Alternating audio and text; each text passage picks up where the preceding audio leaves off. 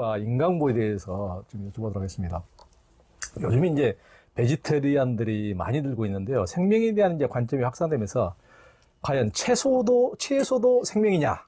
그렇다면 채식도 살생한 것 아닌가 하는 이제 그런 말씀을 하시는 분들도 있는데 어떻습니까? 그런 말 많이 합니다. 불교에서 이제 불살생, 살생하면 안 된다는데, 그러면 왜 뭐 김치 같은 거다. 그렇지 않니? 이제 뭐, 생명이기 때문에. 근데 불교 그 세계관에서 볼 때는 식물은 생명이 아닙니다. 그러니까 식물은 DNA에서 나온 어떤 이제 그런 조직 덩어리이지, 생명이 되려면은요, 그러니까 DNA 조직 덩어리에 귀신이 붙어야지 돼요. 아하. 그래서 이제 보통 생명의 세계를 중생의 세계라고 얘기하는데, 중생의 세계가 불교에서 이제 육도 윤회의 세계 이렇게 합니다. 그러니까 천상, 하늘나라, 인간, 뭐 아수라, 그 다음에 밑에 사막도는 이제 아귀, 귀신, 그러니까 축생, 짐승, 그다음에 지옥. 여기 식물 안 들어갑니다. 그래서 죽은 다음에 식물로 환생한다? 이건 없다는 얘기입니다. 근데 식물을 그 생명으로 본 종교가 있습니다. 자인화교. 그러니까 자인화교 같은 경우에는 식물도 생명이다 이렇게 얘기했어요. 또 그 논쟁이 있어요. 식물이 왜 생명이냐 하니까 자연학교에서 그 껌껌해지면은 나무 이파리가 이렇게 잎을 닿지 않냐. 미모사 같은 거든지 이파리 이렇게 닿는 나무 이파리 있거든요. 그렇죠. 그게 이제 생명의 증거예요. 그 때문에 불교 쪽에서 이것도 논박을 하고 이런 논쟁이 인도에 있었습니다. 근데 어쨌든 간에 불교의 세계관에서는 식물은 전혀 생명이 아닌데 그렇다고 해서 식물을 함부로 해쳐도 된다 이건 아니에요. 스님들 계율에 보면은요, 계에 보면은 250개, 348개. 250개에 보면은 뭐가 있냐면, 괴, 생종, 계라는 게 있습니다. 괴는 파괴하다. 생종은, 살아있는 종류의 것을 파괴하는 계, 이게 있어요. 그 뭐냐면은, 이게 스님들 경우에, 이제, 나무에 과일이 열리면은요, 과일. 이런 걸 직접 따서 이렇게 먹으면 안 돼요. 왜냐하면은, 외도들, 이교도, 그러니까 비방을 합니다. 그러니까 자연화교 스님들은 이제 자연화교의 수행자는요, 그 식물이 생명이기 때문에 그 본인이 따서 먹지 않습니다.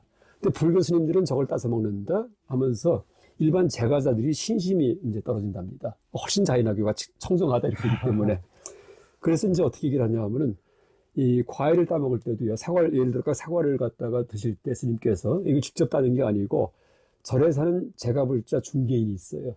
그걸 정인, 청정할 정자 써가지고 스님의 청정함을 지켜주는 사람입니다. 그러니까 절에 사는 그걸 빨리오르 까삐야 까라까 이렇게 이제 부르는데 이분이 과일을 따요. 이거 스님한테 드릴 때는요.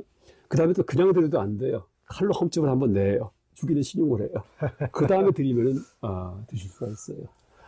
또 하나 풀밭 같은 데다가 불을 또 내면 안 돼요. 이 식물이지만은 왜냐하면은 이게 잔디밭 같은데 풀밭 같은 데를 뭐라 부르냐 하면은 귀신촌. 다시 말해 생명들이 살고 있는 집이다 이렇게 합니다. 그래서 이 불을 질러버리면 거기에 사는 무슨 메뚜기, 벌레 다 죽기 때문에 간접적으로 살생을 한다라고 해서 그것도 이제 함부로 못하게 합니다. 그래서 식물은 생명은 아니지만은 식물을 함부로 해쳐도 된다 이건 또 아닙니다. 또 하나 고목나무 같은 경우에도 막 비면 안 돼요. 왜냐하면 고목나무는요 야차가 사는 집이에요. 그래서 야차가 나무실 야차, 그러니까 인도말로 약샤의 음성합니다. 근데 거기가 집인데 그걸 베버리면은요 집을 뺏는 게 돼요. 그래서 살생죄가 아니고 도덕죄에 들어갑니다. 그래서 이제 그 식물이 생명은 아니지만은 그렇게 함부로 하면 안 된다 얘기합니다. 그래서 이제 제가 이렇게 그 경에 근거에 설명하면은요 꼭 질문이 나와요.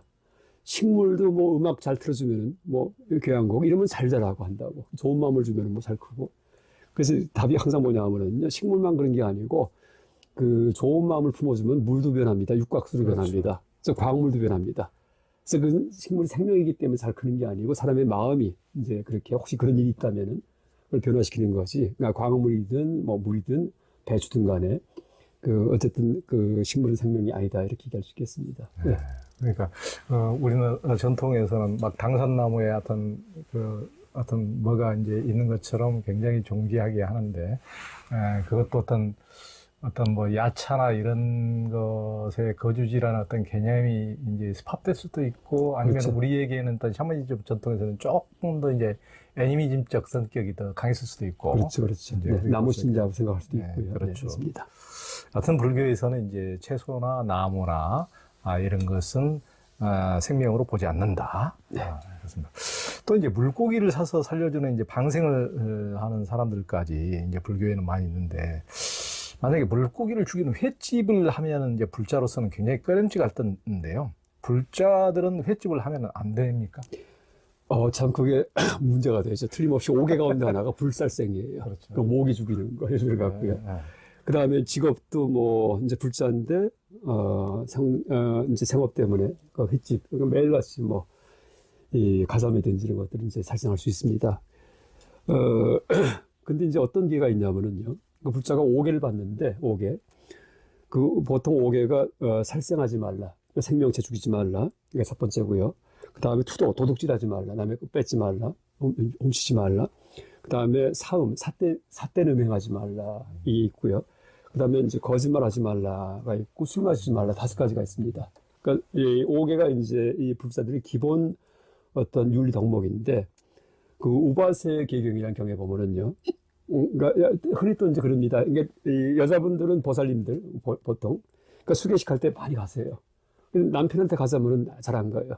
나 술 마시는데 5개 중에 보면 술 마시지 말라도 있는데. 근데 이제 어떤 경이 있냐면 우바세 그 계경이라는 경이 있습니다. 여기 보면은요 5개를 못 받으면 4개만 받아라 이렇게 돼 있어요. 그래서 이제 그렇게 4개만 그러니까 4개만 받는 분들을 뭐라 부르냐면은 다분행자. 그러니까 많은 부분을 받는 사람이다 이렇게 합니다. 그래서 이제 횟집할 경우에는 살생계 안 받으면 돼요. 그래서 이제 그 불자이지만은 내가 횟집을 하기 때문에 그 5개 받을 때 그 계사께서 이렇게 얘기해요. 살생하지 않겠느냐? 그러면 네, 안 하겠습니다 하는데 살생하지 않겠느냐 할 때 가만히 있으면 됩니다. 이게 다분행자입니다. 그 다음에 이제 보니까 횟집 하는데 손님들이 가끔 가다 술 한 잔 줍니다. 주인 오시라고 해갖고 그럼 또 한 잔 해야지 돼요. 그 음주도 좀 그래요. 불편합니다. 그럼 또 그거 2개 안 받으면 돼요. 그래서 이제 2개 내지 3개를 개를 받는데, 그, 2-3개만 받는 분이 있습니다. 4개만 받으면 다분행자고요. 2-3개만 받고서 나머지는 안 받아요. 이러면은 소분행자, 적을 쏟았습니다. 소분행자. 그 다음에 이제 보니까 내가 직업이 도둑놈이에요. 그래도 새끼들에게 살리려고 도둑질 합니다.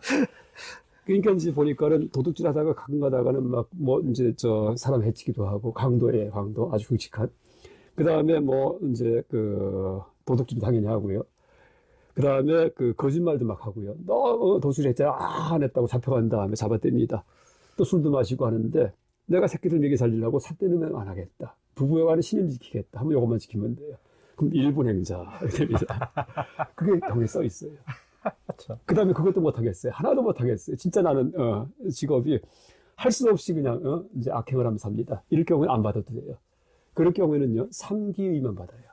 그러니까, 3기의계, 이걸 3기의계 하는데, 그러니까 3기의 받을 때부터가 불자의 시작이에요. 아하. 5개 안 받아도 상관없습니다. 5가지 다 여기더라도. 근데 어쨌든 3기를 갖다가 받으면은 부처님께 귀의합니다. 가르침에 귀의합니다. 가르침, 그 다음에 스님께 귀의합니다. 이 다짐이 마음에 있을 경우에, 이럴 경우 불자다. 그래서 그걸 잘 지킬 경우에는 반드시 환경에 변해가지고서, 그래서 4개는 지킬 수 있는 환경을 변화하고, 또 나중에 변해갖고 둘로 되고 이게 준답니다. 그래서 그렇게 이제 수계의 폭이 넓기 때문에 어쨌든 그 5개 수계식을 하더라도 뭐 4개 수계식, 3개 이건 없습니다. 항상 5개 수계식 할 때 그때 가서 그냥 입만 다물고 계시면 된다 할 수도 있고요. 또 하나가 이제 횟집인데 횟집이 악행인가? 꼭 그렇지만 않습니다. 왜냐하면 오는 사람들 먹여주잖아요. 그 횟집을 해서 고기한테는 악행이지만은 물고기한테는 근데 오는 분들한테 서비스 잘하고 맛있게 해가지고서 진짜 신선하게 해서 드리는 건 또 선행이에요. 근데 우리가 세속에서 살 때는요, 반드시 선과 악이 같이 있습니다. 그러니까 출간 스님이 아닌 이상은 반드시 악을 행하게 돼 있어요. 근데 법에만 물론 안 걸려져. 법의 저항에는 없지만은, 이런, 예를 든다면은, 운전하다가 이제 이렇게 차가 밀렸는데 골목에서 차가 이제 나오려고 해요. 그러니까 많이 밀려 있어요. 그럴 경우에 내가 양보해 줍니다. 제가 이제 경주에 생활하다 보니까 서울과 다른 게 골목에서 차가 나올 때 꼭 양보해요. 그게 이 땅이 넓으니까 사람들이 여유가 있어요. 제가 처음 경주가 느낀 겁니다. 그래서 여기는 이게 땅이 넓기 때문이겠구나 하고 느꼈습니다. 근데 어쨌든 양보해 주잖아요. 그럼 참 선행한 것 같아요. 하나만 하면 좋은데 또 양보가 가만히 있어요. 그럼 뒤에 짜증납니다. 그러니까 뒷사람한테는 악행이고 앞에는 선행이에요. 그게 세속의 행동은요 반드시 양면이 있습니다. 그래서 우리가 이제 이 출가하신 스님은 선의 극단에 서 있지만은 내가 이제 세속에 있을 경우에는 이제 둘을 갖다가 잘 조화롭게 이제 무리 없이 그렇게 이제 그 운영을 하는 게 중요한데, 그래서 횟집 같은 경우에도 뭐 두 가지입니다. 하나는 악행이고 하나는 선행인데, 그럼 선행은 당연하게 손님 서비스 잘해야 되겠지만은, 악행일 경우에도 이것을 이제 그 내 마음에서 약간 발언을 하면서, 그러니까 축생문 버스라든지 말하자면은요, 아니면 살생을 할 경우에도 뭐 이제 단칼에 이제 이슬람의 그 음식 저 고기 먹을 때 꼭 이제 의식을 치른 다음에 그런 고기만 먹자 이슬람 교도들이. 그래서 그것도 보니까는 단칼에 이 경동맥을 찐다 얘기하더라고요. 경동맥 찌르면은 금방 거기 잃어버립니다. 경동맥 누르기만 해도요 금방 까무러칩니다. 그래서 이제 가장 고통 없이 동물을 죽이는 방법이 이슬람 보면은 꼭 경동맥 찔러버립니다. 그래서 이제 그런 이제 조화를 도입을 할 경우에 이럴 경우에는 약간 세속에서 선과 악을 어차피 이제 함께 내가 지으면서 살아가는데 악의 양을 줄일 수 있을 것 같습니다. 또 하나가 티벳 같은 경우에 거기는 뭐 절대 고기를 먹어야지 안 되잖아요. 그러니까 원래 채소가 없으니까. 그러니까 달나라 스님께서 처음 인도로 망명한 다음에 채식하셨답니다.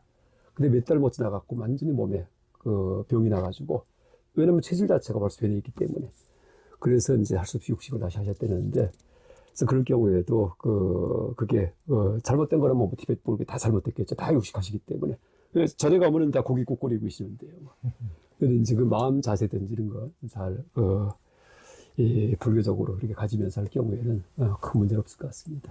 그러니까 티벳 불교 이제 스님들하고 다른 데 왔을 때 이제 깜짝 놀란다고 그러는데, 왜 티벳은 야크도 죽이고 뭐 이제 보통은 야크 해서 이제 그 고기를 말려가지고 한 교를 이제 온 대중들이 이제 나는데, 그래서 조금씩 뗀뚝에 넣어가지고 이제 그래서 한 교를 나는데, 이제 그런 왜 불교에서 그렇게 산생명을 죽이느냐고 이렇게 하면은, 여기서는 이 멸치를 수천 마리, 수만 마리를 생명을 그렇게 죽이는데, 우리는 마리수를 친다고. 우리는 단 한 마리만 해서 한 겨울을 나지 않느냐.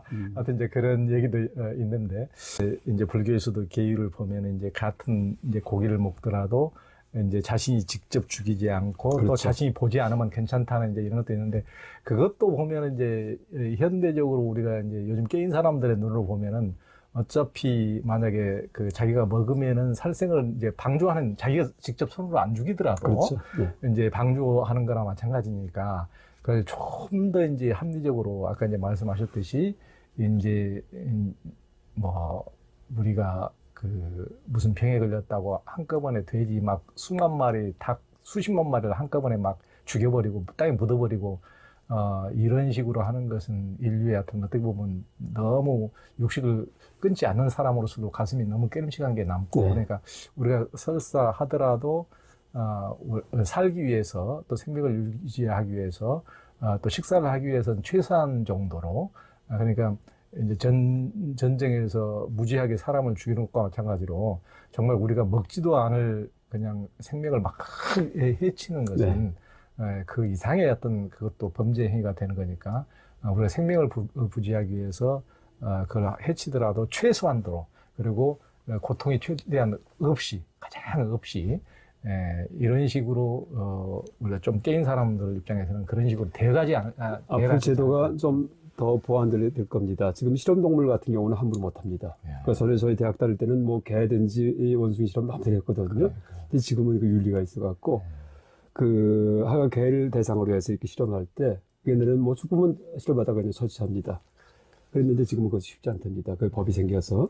근데 지금 또 하나가 이제 실험이 아니고 육식의 문제인데, 육식 같은 경우에도 조금 지금 문제가 되는 거는 송아지 고기 같은 거예요. 아직 살아보지도 못한 놈을 그것도 고기 부드럽다고 해서. 그래서 이제 어지간히 늙은 소만 먹을 수 있게. 그러니까 고기를 먹지 않는 게 아니고, 그러니까 충분히 사한 다음에, 왜냐하면 자연 속에서도 어차피 약육강식이기 때문에 잡아먹히거든요.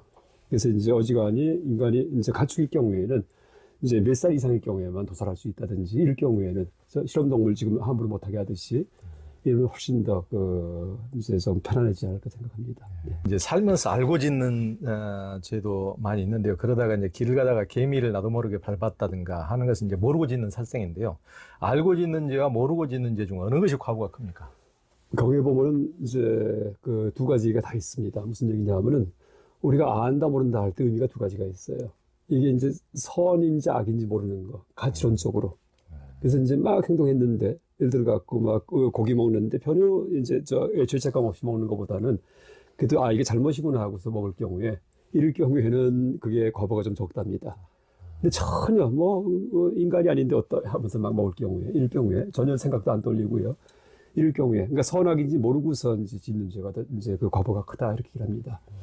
그 다음에 또 이제 뭐가 있냐면 인식론적으로 알고 모르는 게 있어요. 그 길 가다가 개미 밟는 것 같은 거. 근데 이럴 경우에는 이제 나한테 인식된 것은 과보가 안 돼요. 그러니까 인식 안 된 것은요. 근데 이제 그것도요. 그 뻔히 그 숲을 가고 있는데 거긴 개미 무슨 여러 가지 생물이 있는데도 불구하고 안 보고서 막 걸어갈 때 이때는 이제 그건 또 과보가 돼요. 미필적 고이기 때문에 지목하지 않았지만은 그건 살생활을 뻔히 알면서도 그래서 그건 과보가 됩니다. 근데 다른 예를 들어 갖고 이제 그 건물 내에요. 서울 시내 아주 깨끗하게 청소한. 근데 거기에 웬 개미 한 마리가 누구 운동화에 붙어서 들어왔다 떨어졌어요. 막 기어가고 있어요. 근데 어떤 사람이 지나가다가 확 밟아 죽였습니다. 이 사람은 거기 개미가 있는 건 상상도 못했거든요. 그건 과보가 안 됩니다. 왜 미필적 고의도 아니기 때문에 거기가 개미가 있을 장소가 아니기 때문에 이제 비유한다면 그러니까 예를 든다면은요.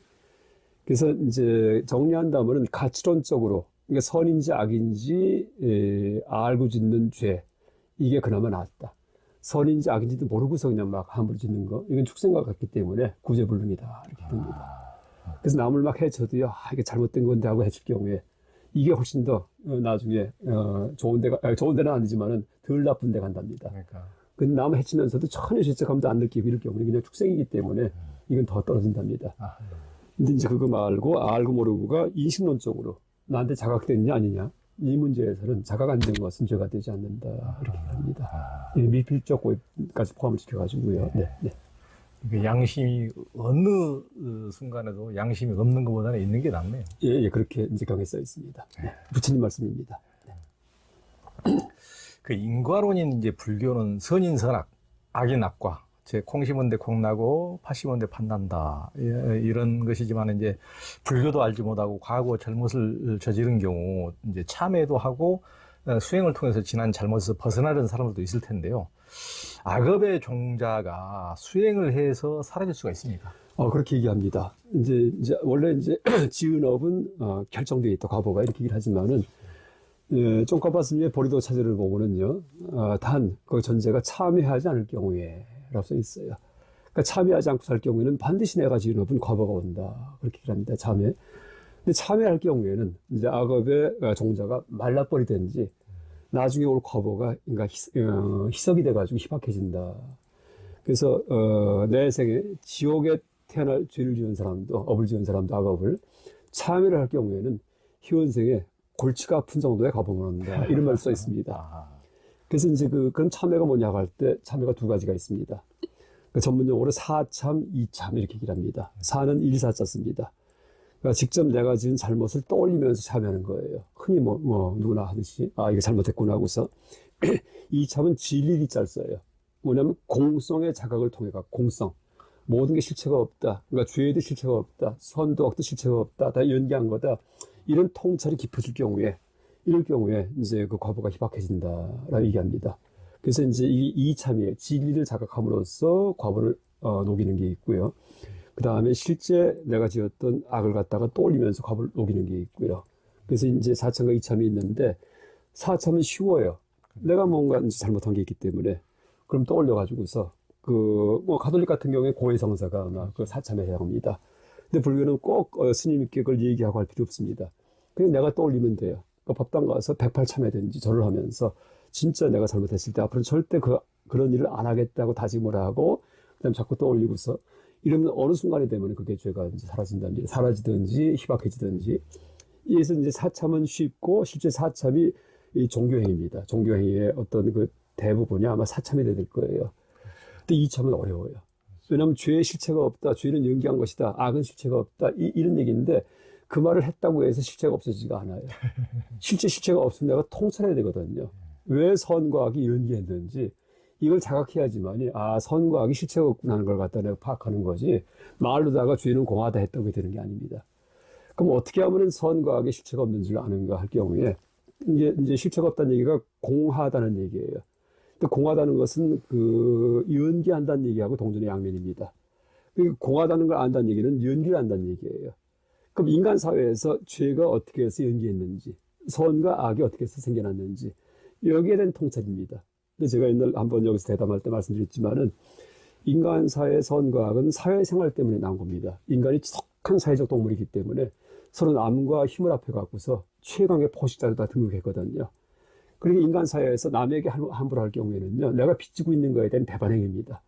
왜냐하면 지금 내가 입고 있는 옷이든지, 뭐 이 책상이든지 하나 내가 만든 게 없고, 이 선조 때부터 또 남이 다 만들어준 거 현 시대에도 이런 것들이 있는데, 그러니까 내가 남에게 빚을 져가지고서 이렇게 호의호식하고 있는 거예요. 다른 인간들한테. 근데 그런 인간들한테 잘못할 경우에, 이럴 경우에는 이제 내가 배은망락한 겁니다. 그래서 이제 잘못한다는 얘기는 나 개체 중심으로, 인디비주얼 중심으로 나만 위해서 사는 이제 그런 태도입니다. 그래서 이제 개체 중심으로 살 경우에는 악이고요. 그 다음에 남에게 잘할 경우에 선이다. 이게 선과 악의 아주 분명한 그런 구분이고, 지금 이 설명은 하여간 진화생물학적으로 보더라도 그렇게 설명합니다. 또 진화생물학의 그 선악에 대한 설명이 바로 연기론이에요. 제가 나중에 또 말씀드릴 기회가 있을지 몰라도, 그러니까 진화생물학의 현상 분석은요, 철저한 연기법입니다. 그러니까 모든 걸 조건에 의해서 해석하기 때문에. 그래서 이제 그런 식의 통찰이 내가 정확해질 때, 선과 악이 이게 사회생활에서 생긴 거구나. 이제 인간이 그 생명 중에서 가장 사회성이 강한 것이, 그러니까 상상 초월 사회성이 강한 게 인간입니다. 항상 남에게 신세지고 살고, 그러니까 실제 개인의 힘은 뭐 너무나 양악하죠. 가죽이 오기 때문에 물어뜯기면 다 뜯깁니다. 가죽도 없고 털도 없고, 호랑이랑 이렇게 싸우면 그냥 뭐 당장 미킵니다. 그렇게 나약한 게 인간인데, 지금 우리 호랑이 전혀 안 무서워해요. 그러니까 이 집 쳐몰고서는 총 하나 딱 갖고 있으면은요, 호랑이든 사자든 빵빵 싸버리면 끝납니다. 근데 내 그 개인의 물리적 힘이 아니고, 이 전부 다 뭐예요? 인류 문명의 힘이에요. 타인의 힘입니다. 그래서 이제 인간 사회에서의 선악의 발생 기원이, 그렇구나 하고 알 경우에, 이럴 경우에는, 선악이 공하구나. 또 내가 지은 죄 같은 경우에도 이런 맥락 속에서 일어난 거구나 하고 알 경우에, 그게 공성에 대한 통찰이에요. 그래서 진정으로 그 공에 대한 통찰이 내가 정확할 때, 이때도 이제 그 죄책감이 크게 막 하면서 안 들고, 그게 점점 희박해진다. 그렇게 합니다. 네. 굉장히 지금, 중요하신 지금 말씀인데, 우리가 이제 뭐, 불교에서도 재무자성 종심기라고, 네. 하여튼 모든 죄는 마음 따라 일어난다. 이렇게, 이제 그것조차도 이제 관념적으로 이해해버리면은, 예전에 이제 영화에서 밀양에서 네. 이제 죄를 져놓고도 남이 자식을, 그렇죠. 남이 집 새끼를 죽여놓고도 하여튼 내가 하나님한테 뭐 그렇죠. 회개했는데 나는 용서받았다 네. 해버리면 이제 다른 사람들은 지금도 그 고통에서 헤어나지 못하고 평생 가슴에 멍이 들어서 살고 있는데 나는 뭐 용서받았다 죄인이 이렇게 나와버리는 이런 문제가 생기는 거기 때문에 방금 김 교수님께서 말씀하신 것처럼 그것은 이제 연기를 깨닫는 것이고 그렇게 되면은 내가 저지른 죄가 어떤 과보를 어떤 주변 사람들에게 피해를 입히며 나는 내가 지금 존재하는 것 자체가 얼마나 많은 은혜 속에서 이렇게 이제 주어지는가. 그리고 이제 참여한다는 것 자체는 그 전에 지은 죄가도 받아들이는 것을 뭐 피하려고 하는 것이 아니고 네. 밀양에서처럼 내가 용서받았다고 그렇게 막 엉뚱한 소리 하는 것이 아니고 그 과보도 당연한 것으로 보면 받아들이고 네. 그 원리를 이해하는 것이기 때문에 그리고 이제 그 다음부터는 그 원리를 깨달았으면 그런 못된 죄를 더 이상 은혜로서 산다는 것을 알고 은혜를 자비롭게 그렇죠. 남에게 회양할 배반하는 게 뿐이지 이제 악입니다. 회양할 뿐이지 그런 식으로 무지막지하게 폭력적으로 살 리가 없는 거죠. 네. 그것이야말로 바른 깨달음이라는 그렇죠. 네. 이제 그것이 진짜 재무자성 종신기지 용화 밀양에서처럼 마음 따라 일어나니까 죄 없어. 네. 그래서 무지막지한 인간이 되는 게 아니고 네. 하여튼